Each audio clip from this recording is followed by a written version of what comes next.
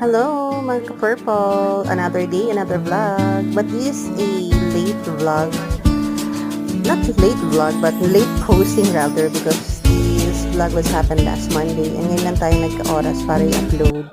So, kailangan kong i-grab yung chances na may upload to kasi sayang naman yung monetize natin sa Facebook and hoping dito sa YouTube soon kumita rin tayo kahit paano, and I'll be uploading this as well in TikTok in my TikTok account. So this is basically how my day went last Monday after working, in the evening shift.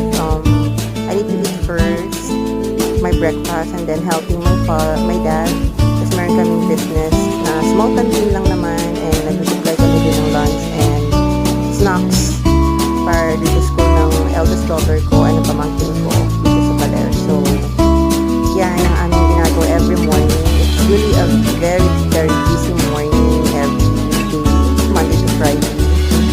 Kasi nga, syempre, nagpapak kami ng mga lunches, then, yung mga snacks naman nandun sa canteen na talaga nakalagay, nakaset up na talaga yung canteen doon. Yung nanay ko naman nagbabantay.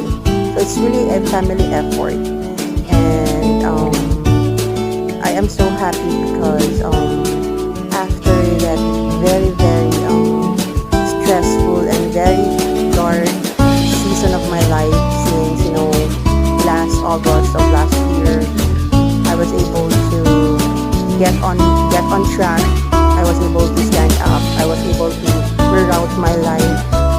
And, with the help of the Lord, with the help of the people around me, with those people na talagang nagmamahal sa akin ng totoo, I was able to regain my power and momentum. So, ito yung ginagawa ko ngayon. I am so busy with my life and busy with the things that I need to pursue, especially my financial stability, my work, my family, my kids, my relationship with the Lord, my health, and everything. So, maraming salamat dahil totoo pala talaga yun na everything happens for a reason, either it's good or bad, meron talagang purpose. And ngayon ko na-realize na kaya pala nangyari yung lahat ng betrayal na yon, lies, deceptions, and nasasakit na ginawa sa akin ng mga tao na yon because merong purpose si Lord.